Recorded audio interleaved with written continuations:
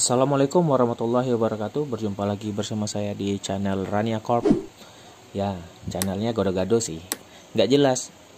Ada drone, ada elektronik, ada sound, ada lighting. Yang penting judulnya how to, bagaimana, dan atau bisa disebut tutorial.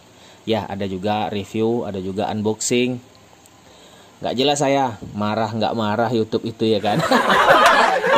Yang penting saya nggak capek-capek ingin berbagi ke sesama umat manusia. Yang penting bermanfaat gitu aja deh ya kan. Elektronik ada, sound system ada, lighting ada, drone ada, tausiah agama dengan drone juga ada. Ya, promosi juga ada. Kali ini kita akan review, mengulas dan mengupas tentang fungsi aplikasi DJI Tello. Jadi judulnya ya tentang DJI Tello. Ya itu ya, kurang lebih seperti itu pemirsa. Jadi DJI Tello ini tanpa gimbal, tanpa remote, maksudnya transmitter, motornya juga masih brushed, belum brushless. Ya, apalagi baterai menggunakan 1S. Ya, ini baterai orinya dia. Dan drone-nya sendiri sangat ringan, dan ini sensor-sensornya semua, infrarednya, altitude hold, ini pendinginnya, dan ini bahan karet. Ini cover motor, dan di sini kamera, dan di sini bagian LED. Ini kamera 5 megapiksel dan videonya sudah support HD 720p. Adapun saya mengulas tentang Tello ini, mengupas tentang kelebihan dan kekurangannya, serta mengulas fitur. Jadi lengkap di sini nih, satu-satu konten lengkap, mulai dari kelemahan sampai fungsinya remote-nya ya, remote yang pakai handphone. Ya, dia nggak pakai support memori ya, dia sudah record langsung di handphone. Begitu kurang lebih pemirsa. Adapun kelebihannya, dia sangat ringan, sudah ada sensor, kamera jernih, video sudah HD, dan ngecas langsung di sini. Cas langsung di sini. Menghidupkannya, mematikannya langsung di sini. Apalagi ya? Saya rasa itu aja mungkin kelebihannya. Ya, harganya 1 jutaan. Silahkan beli di Allshop, Shopee, Banggood, atau Tokopedia, atau Lazada, atau apalah. Baterai seperti ini, dan tinggal dimasukkan jika menghidupkannya. Kita membahas tentang kelemahannya DJI Tello. Baik, DJI Tello ini tidak seperti drone yang lain. Bukan DJI sih, ini Rize punya sih. Ini programnya ini yang dibelinya sama si DJI. Jadi dia ini bukan punya DJI, tapi programnya ini atau jenis aplikasinya ini yang dibelinya sama DJI. Jadi ini punya Rize, bukan punya DJI. Ya, adapun kelemahan Tello ini, dia tidak sama dengan DJI yang lain yang seperti sudah tadi yang saya ngomongkan. Kita membahas tentang DJI ya. Kalau yang lain itu mempunyai kipas dan tahan lama kalau setelah di on kan. Kalau ini, kalau setelah on, kita tidak boleh menahannya lama-lama. Jadi kalau kita sudah on kan, cerek on, hidup, langsung connect WiFi. Tapi sebelumnya itu harusnya handphone dihidupkan WiFi dulu. Hidupkan WiFi dulu, baru ini dihidupkan. Pas udah connect, udah dikenalkan gitu, langsung kita arming, terbang. Jadi jangan menunggu lama, karena kalau dia menunggu lama-lama di sini 1 menit, mungkin 1 menitan lebih gitu, dia langsung overhead. Apa itu overhead? Ya, overhead system. Jadi dia nggak mau terbang. Ini sangat panas. Ini heatsink di sini. Ini heatsink di sini. Jadi ini sangat panas. Jadi dia error. itu sangatlah normal. Memang begitu adanya Tello ini, memang begitu, itu kekurangannya. Selebihnya bagus kok. Ini kameranya sudah ada AIS. AIS itu Electric Image Stabilizer. Nah, seperti itu ya kurang lebih ya menurut saya. Kalau ada yang lain silahkan tinggal komen di bawah nanti ya. Tapi ini drone ajaib kok, jago. Ya, ini khusus indoor, bukan outdoor. Karena kalau kena angin dia terbang, terbang nih bawa angin. Nggak bisa bertahan walaupun dia udah ada sensor di bawahnya. Adapun fungsi-fungsi dari remote-nya kita langsung ke lapangan. Yow. Begitu wifi handphone dihidupkan, langsung hidupkan drone-nya, on kan. Dan setelah on langsung saja gas terbang. Yo. Ya, kali ini kita mencoba circle. Circle itu berputar berputar gitu aja dia. Ya, saya udah naikin dulu dan baru aktifkan fiturnya. Ya, circle ini berputar. Itu ya 45 derajat, 90 derajat, dan berhenti. Saya aktifkan sekali lagi, mungkin hang atau gimana. Nah, ini kepalanya di sana ya. Terus muter lagi.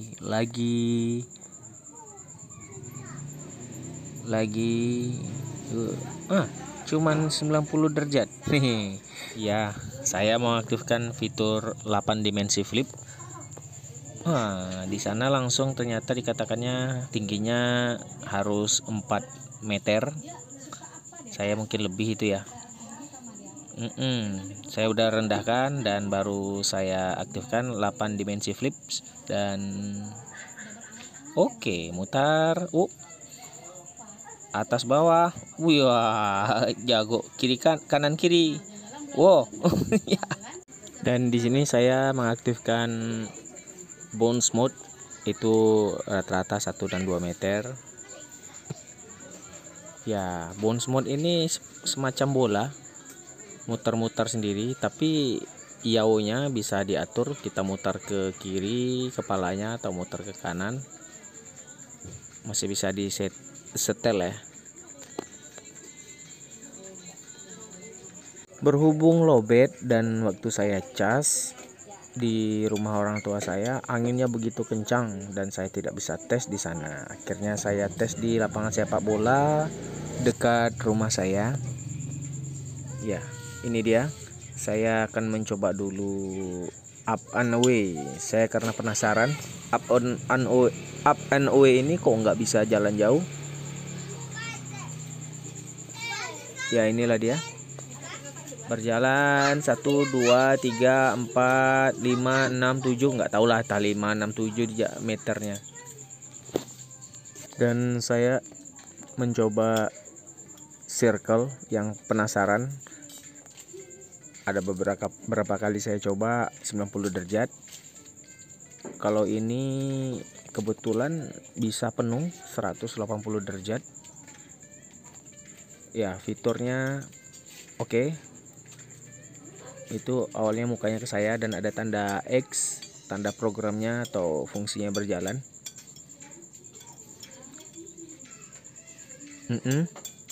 Terus berputar dan berputar sampai ke posisi semula. Padahal sebelumnya saya sering ngetes 90 derajat. Saya nggak mengerti sama program yang ini nih. Apa masalahnya? Apa pengaruh ketinggian?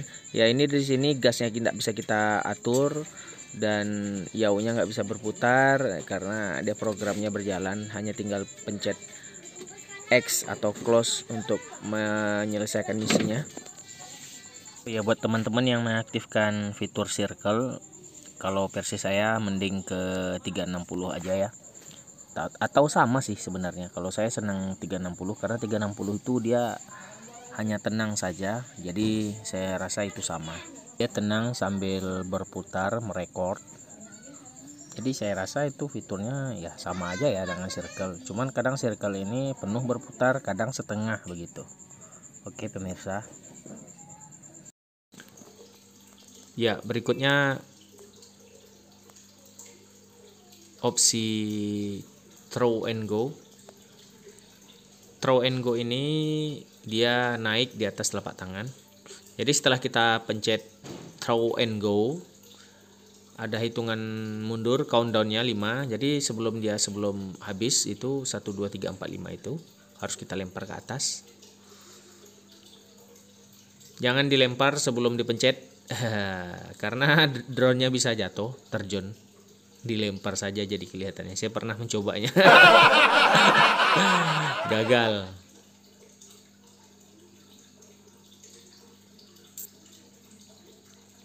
Dan kita akan landing di tangan, harus tekan dulu menunya dan confirm. Di sini saya mencobanya belum sampai telapak tangan, dia ngitungan countdown sampai 5. Jika nggak ada telapak tangan, dia nggak bakalan turun. Jadi memang harus rendah dulu. Rendah dulu, harus sampailah di telapak tangan begitu. Ya, confirm.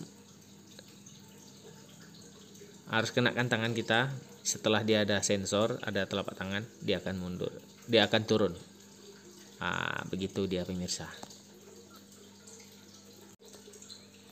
Berikutnya kita akan tes sensor pada Rise Telo nya. Setelah arming dan langsung.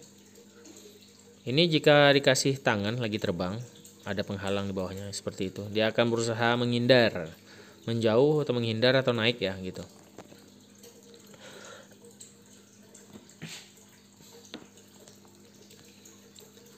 Jadi jika dia lowbat, ada penghalang seperti rumput seperti itu, dia akan hover juga sampai betul-betul rest karena penghalang.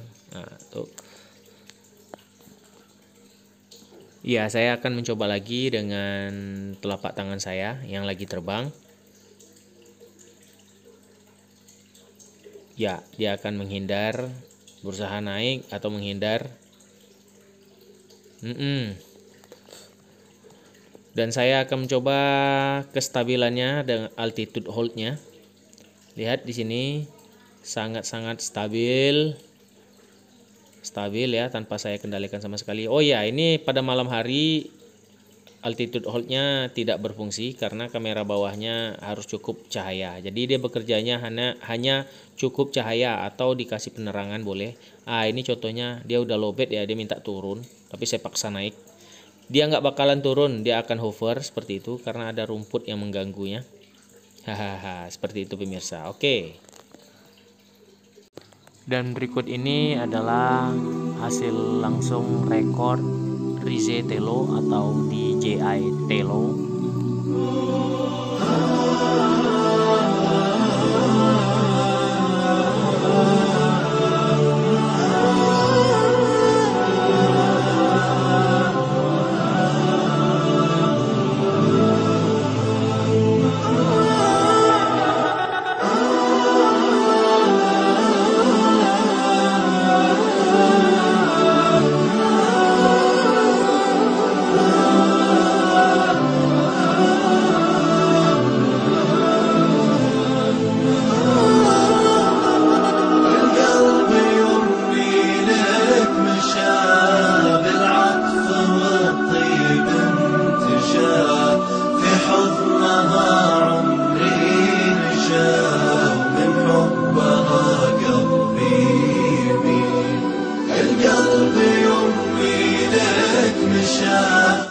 Ya, itulah video review singkat tentang Rise Telo ataupun DJI Telo dari saya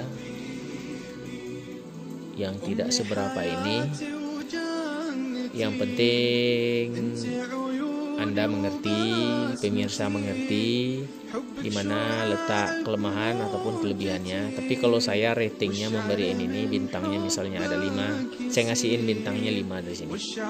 Karena kalau untuk kestabilannya itu benar-benar ajaib dan hasil kamera juga bagus dan videonya sudah HD 720p ya pixel, dan sangat mumpuni untuk edukasi lah jatuhnya ya. Oke, jika ada pertanyaan langsung aja di kolom komentar, like jika suka, share jika bermanfaat, dan subscribe jika berkenan. Kalau tidak berkenan tidak ada masalah. Kekurangan hanya pada saya sendiri dan kesempurnaan hanya milik Allah Subhanahu wa taala. Sampai jumpa di postingan ataupun konten berikutnya. Dadah, assalamualaikum.